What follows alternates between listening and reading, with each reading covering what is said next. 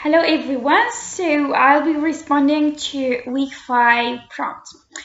First of all, I would like to say that I really enjoyed this week's readings and I linked them a lot to my personal experience.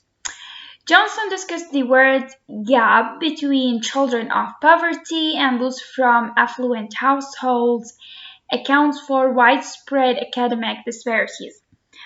He described the language patterns of families in poverty as inferior, linguistically false, and culturally insensitive. In his article, Hort and Dressley claimed that by 3 years of age, children from more affluent households were exposed to approximately 30 million more words than children from lower socioeconomic status SES backgrounds. This was on page 42. So I agree with their statement about the differences in vocabulary repertoire between families in poverty and affluent households. When I worked as a private English teacher in my country, I remember I gave private English classes to sibling students whose English language skills um, were were very poor. A few months later, I moved to Kuwait, which considered a rich country. I gave their private English classes as part-time. So sometimes I have to give my students extra time as a break.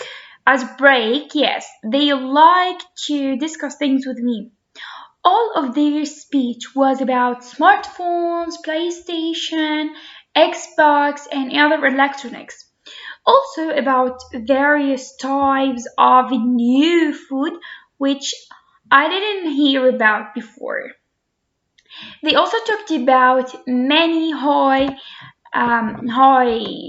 price brands.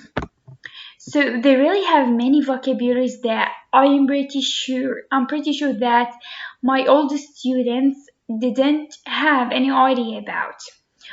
I thought about my old students a lot and about how much do they miss.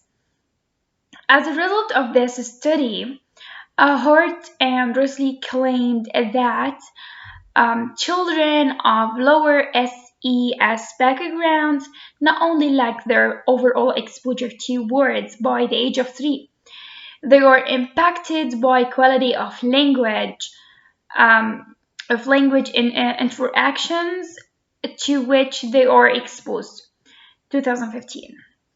So Eric recognized that children who live in poverty are more likely to face challenges securing certain resources that are afforded to many affluent children.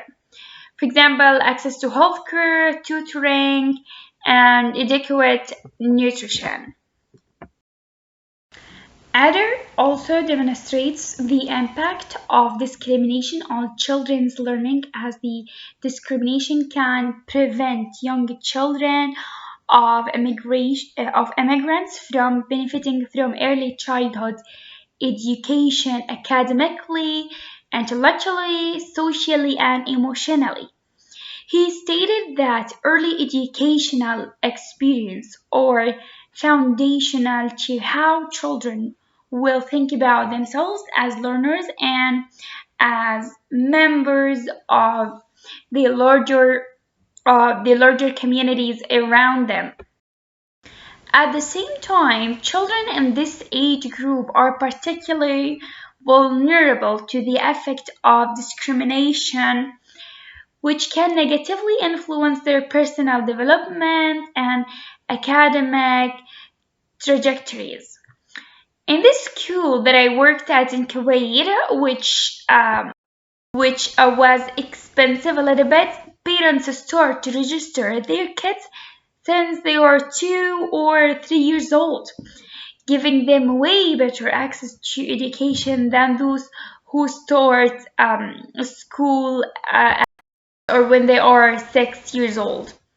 It is also different when students study in an international school than those who study in a public school.